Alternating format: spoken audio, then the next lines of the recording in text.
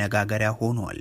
የብልጽግናው መንግስት በገዳማቱ ላይ ድብደባ ፈጽሟል የተባለ ሲሆን ከውጊያ መልስ ሰላማዊ ሰዎች መገደላቸውም ተገልጿል። ጄኔራሉ ይህ ግድያ በተፈጸመበት ቀጠና ላይ ሆነው ጽንፈኛው 4 ኪሎ ገባለሁ ብሎ እንዳያወራ አድርገነዋል ሲሉ ተደምጧል።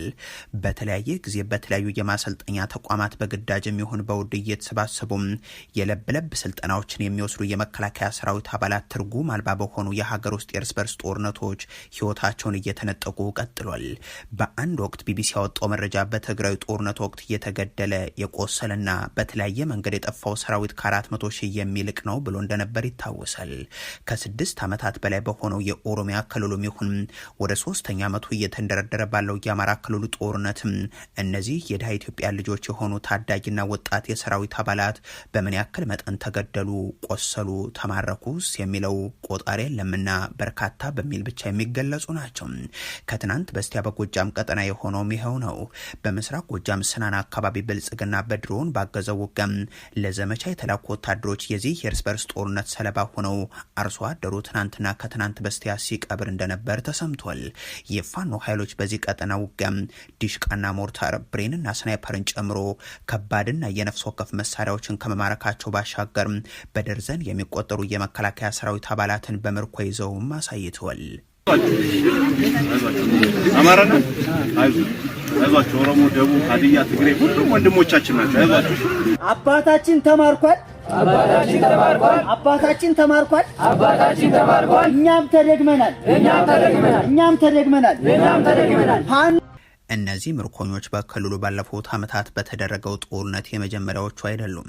ከደጋ ዳሞት እስከ አይምባ፣ ከደንቢያ እስከ ቆቦ ሌሎችም አካባቢዎች ለእንዲህ ያለ ጣፈንታ ተዳርገዋልና ከነዚህ ምርኮኞች ውስጥ በአገዛዙ የድሮን ጥቃት የተገደሉ ያሉ ሲሆን አምና በፋግታ ለኮማ የሆነውም አብነት ነው።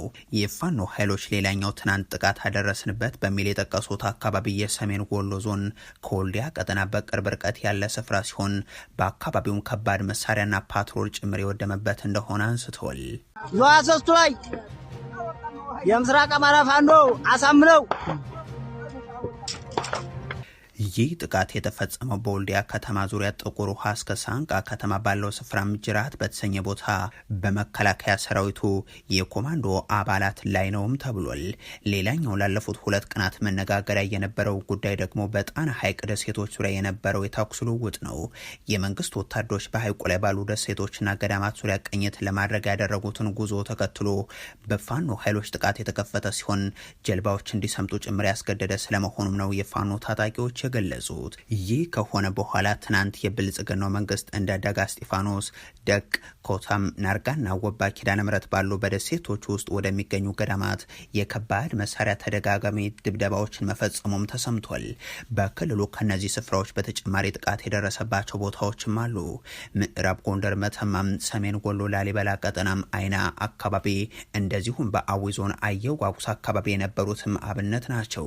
በአዊ ዞን አሁዲ ተብሎ በሚጠራ ስፍራ በፋኖ ኃይሎች የተፈጸመ ድንገተኛ ጥቃትን ተከትሎ በርካታ የመንግስት ኃይሎች ለጉዳት ከተጋለጡም በኋላም የበቀል በሚመስል ሁኔታ የመንግስት ወታደሮች በአካባቢው ያገኟቸውን በቁጥር በውል ያልታወቁ ሰዎችን መግደላቸው ደግሞ የዚህ ጦርነት ዕለታዊ ማሳያ ነው።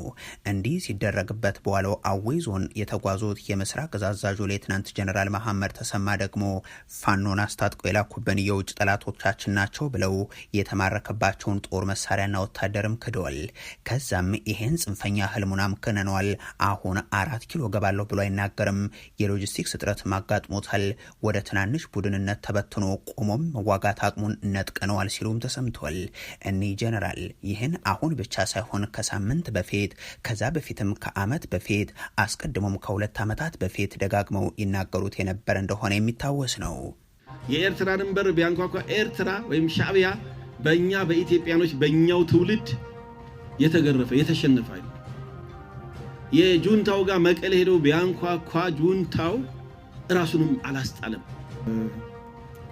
አይደለም። በሳምንት 4 ኪሎ ሊደርስ በመንደር ውስጥ መቆየት የማይችልበት ደረጃ ላይ የደረሰ አጭበርባሪ ቡድን ግን ደግሞ በሚዲያ እያደናገረ ያለ ኃይል ነው። መሐመድ ተሰማ የትናንቱ የቃሌሞ ቀጠና የወደመው ዙ 23ና ፓትሮልም ሆነም የስናኑ በደርዘን የሚቆጠር ምርኮኛ ግን ያቀረቡት ንግግር የሚደግፍላቸው አልሆነም። የመከላከያ ሰራዊቱ ጀነራሎች አዲስ የኤርትራ ካርታን አስተዋውቋል። በሻዕቢያ በኩል በበጎ የማይታየው ካርታ አሰብን ወደ ኢትዮጵያ የጠቀለለም ሆኗል። ለብልጽግና ሞታለሁ እያሉ ወታደሮቻቸውን ሲያስገድሉ እንጂ እርሳቸው ሲቆስሉ እንኳን የማይታወቁት ግን ደግሞ ካድሬ ሳይሆን ወታደራዊ አዛዥ እንደሆኑ የሚገልጹት የኮማንዶና የአየር ወለድ አዛዡ ሌተናንት ጀነራል ሹማ ብደታና አጋሮቻቸው በብላት የወታደራዊ ማሰልጠኛም ወጣቶችን ለማስመረቅ ተገኝተዋል። የነዚህ በየጊዜው የሚመረቁ ወታደሮች መዳረሻ ምን ይሆን? ከዚህ በፊት ለቁጥር በሚታከት አሃዝ የተመረቁ ኢትዮጵያውያንስ የት ገቡ የሚለው ጥያቄ እንደተጠበቀ ሆኖ በጀነራሎቹ ትናንት የታየው ካርታ ግን መነጋገሪያ መሆኑ አልቀረም። የመከላከያ ሰራዊቱ አዛዦች አሰብን ያካለለም የኢትዮጵያ ካርታን ሲረከቡም ታይቷል። ይህ በተለይም በሻዕቢያው መንደር በአዎንታ የተወሰደ አልሆነም። አንዳንዶቹ የአዲስ አበባውን መንግስት ጠባቂ ወታደራዊ አዛዦችን ከተከታታይ ፉከራ በስተቀር የፈጠሩት አንዳች ለውጥ ስለሌለም በፕሮፓጋንዳቸው ይቀጥሉ የሚሉ ያሉ ሲሆን እንደ ሉዓላዊነት ጥሰት የተመለከቱትም ግን አልጠፉም። የሆኖ ሆኖ ከ2 ዓመት ለተሻገረ ጊዜ ብልጽግና ካርታ እያሳየም በየሚዲያውም ቀይ ባህር ገባን ወጣን እንገባለን እንጨብጠዋለን ብቻ እያለም ኢትዮጵያ ግን በጎረቤቶቿ እንደ ወራሪ እያስቆጠረ ነው የቀጠለው። ይህንን በተመለከተ ባለፉት ተከታታይ ጊዜያትም የሰራዊትና የአሁን የቀድሞ አመራሮች ዛቻ በአብነት የሚቀርብ ይሆናል። 30 ዓመት ተኝተናል፣ አሁን ነቅተናል፣ ባህር በር እናገኛለን፣ በቦሌም ሆነ በባሌ። ይህን ነገር እጃችን ላይ ማስገባት አለብን። አሰብ የኤርትራ አካል አልነበረም። አሰብ የወሎ አካል ነው። በጉልበት የወሰዳችሁትን በጉልበት ይመለሳል። በ130 ሚሊዮን በላይ ህዝብ ከ60 ኪሎ ሜትር ያነሰ የውሃ በር ላይ ቆሞ ታፍነሙት ቢሉት ማንኛውንም አይነት ዋጋ የምትከፍልለት ስራ ማን አይነት ብሔራዊ ፍላጎት ለጋራ ጥቅም ካልዋልክ ደግሞ እሱ አይቀርም።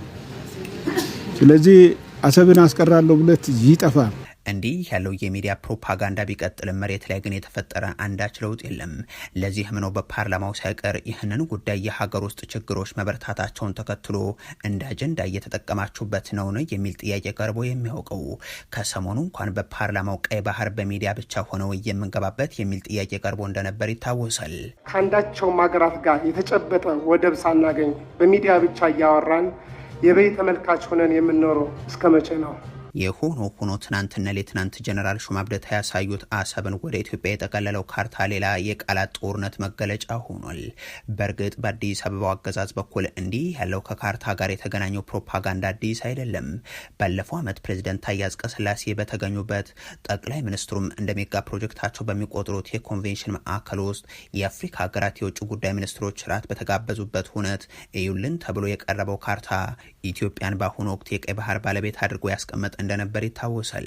ከዛ በፊትም ኤርትራን የኢትዮጵያ አካል በማድረግ በቴሌቪዥን ብልጽግና ማቅረቡ አነጋጋሪ ነበር። አንድ ሰሞን በብሔራዊ ቴሌቪዥን ጣቢያ የተሰራጨው ካርታም ሶማሊያና ሶማሌላንድ የተለያዩ ሀገራት መሆናቸውን ያሳየናም ሶማሌላንድ ራሷን የቻለች ሉዓላዊት ሀገር አድርጎ ማስቀመጡ መነጋገሪያ ነበር። ያን ተከትሎ ደግሞ የሶማሊያ በሰርቢያ የሚገኘው ኤምባሲ በኩል በይፋዊ ገጹ ያሰራጨው ካርታ ጠቅላይ ሚኒስትር አብይ አህመድ ከወራት በፊት የጋዝ ማውጫ ይገኛል ያሉበት ኦጋዴን ጭምር ወደ ሶማሊያ የሚጠቀልል እንደነበር የሚዘነጋ አይሆንም። የቬንዙዌላ ጦር ዶናልድ ትራምፕ ማዱሮን በአስቸኳይ እንዲለቁ አስጠነቅቃለሁ ብሏል። በሀገሪቱ አዲስ ፕሬዝዳንት ተሹሟል። ትራምፕ ደግሞ ለአዲሷ ፕሬዝዳንት ከማዱሮ የከፋ ይጠብቅሻል ሲሉ ዝተዋል። ዓለም አቀፉ ማህበረሰብ በተለያየ ወገን የሚሰጠው ምላሽም እንደቀጠለ ይገኛል። አሜሪካ የት እንደሚተኙ፣ ምን እንደሚመገቡ፣ ምን እንደሚለብሱና የቤት እንስሳቶቻቸውን ጭምር ክትትል ስታደርግባቸው ቆይታ በታህሳስ ወር መጀመሪያም የምታከናውነውን ኦፕሬሽን አጠናቃም ደፋር ከሆናችሁ እስኪኑና ንኩኝ የሚል ንግግር ያደርጉ የነበሩትን የ63 ዓመቱን ፕሬዚደንት ኒኮላስ ማዱሮን ከካራካስ በሌሊት ይዛ ወስዳለች። ይህ ሁነት ከሰሞኑ ብቻ ሳይሆን ረዘም ላለ ጊዜ የዓለም አቀፉ መነጋገሪያ ጉዳይ ሆኖ እንደሚቀጥል የሚጠበቅ ነው። ድርጊቱን ተከትሎ ቬንዙዌላ ውስጥ በርካታ ሁነቶች እየተከናወኑ ሲሆን ትራምፕ እኛውንን ቬንዙዌላን የምናስተዳድራት ሲሉ መናገራቸው ይታወሳል። የቬንዙዌላ መንግስት ሀገር አቀፍ አስቸኳይ ጊዜን ሲያውጅ የሀገሪቱ የመከላከያ ሚኒስትር ጦር ሰራዊቱን በአስቸኳይ በአስቸኳይ ለግዳጅ ማሰማራቱን አሳውቋል። የሀገሪቱ ጦር በሰጠው መግለጫ ተንጠልጥለው ሲወሰዱ ያልተከላከለላቸውን ማዱሮን በአስቸኳይ ዶናልድ ትራምፕ እንዲፈቱ የሚል ማስጠንቀቂያን አሰራጭቷል። ህገ መንግስታዊ መሪያችን ተወስዷልና ዓለም አብሮን እንዲነሳ እንጠይቃለን ሲልም ገልጿል። በዋና ከተማዋ ካራካስ የሚገኘው የቬንዙዌላ ፍርድ ቤት ደግሞ የማዱሮን ምትክ ሹሟል። ምክትል ፕሬዚደንቷ ዴልሲ ሮድሪጌዝም የሀገሪቱ ጊዜያዊ መሪ ተብሏል። የ56 ዓመቷ ሮድሪጌዝ ማዱሮ ከዚህ ቀደም ሮድሪጌዝ ሶሻሊስት መንግስታቸውን ለመጠበቅ ላደረጉት ተጋድሎ ነብር ናቸው ሲሉ ገልጿቸዋል። ቬንዙዌላ ውስጥ አንድ ፕሬዚደንት ብቻ ነው ያለው፣ ስሙም ኒኮላስ ማዱሮ ይባላል ብለዋል ባሰሙት ንግግር።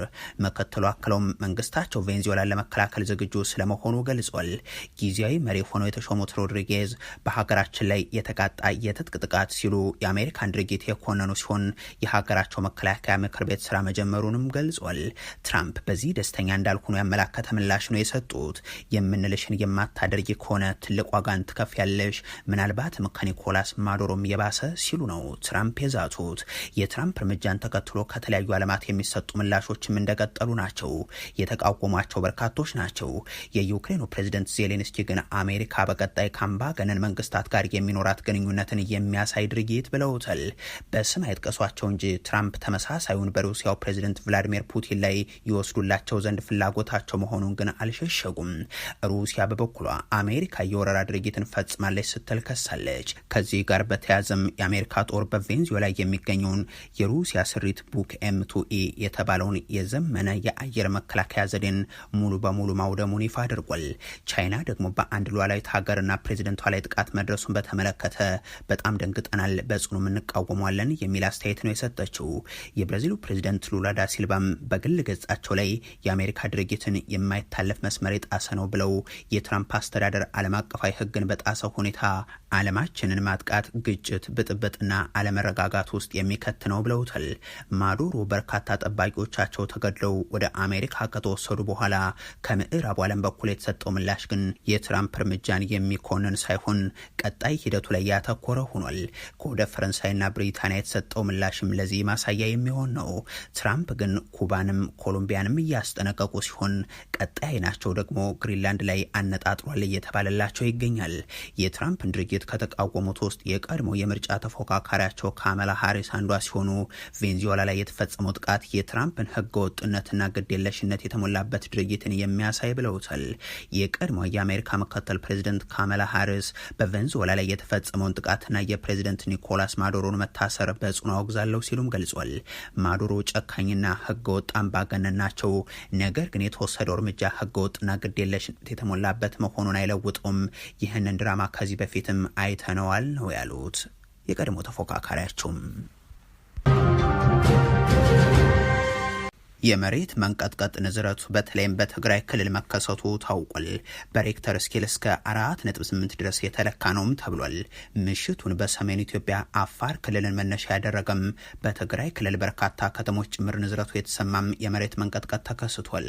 ከምሽቱ 5 ሰዓት ከ5 አካባቢም 4.8 በሬክተር ስኬል የተለካ የመሬት መንቀጥቀጥ መከሰቱንም ቮልካኖ ዲስከቨሪ ያሳውቋል።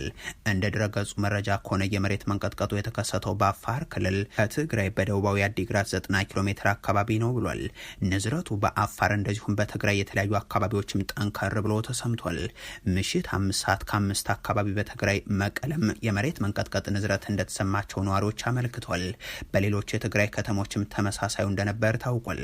በአዲግራት፣ አክሱም፣ ሸረንዳ ሰላሰም፣ ማይጨው፣ ውቅሮ፣ አዲ ጉደም፣ አደጋ ሐሙስ፣ አድዋና በሌሎችም ከተሞች ይህ ንዝረት መሰማቱን የተገለጸው የአሜሪካ ጂኦሎጂካል ሰርቬይ የመሬት መንቀጥቀጡ ማዕከል ከአፋር ክልል ቢሆንም ንዝረቱ በአቅራቢያ በሚገኙ የትግራይና የአማራ ክልል ከተሞች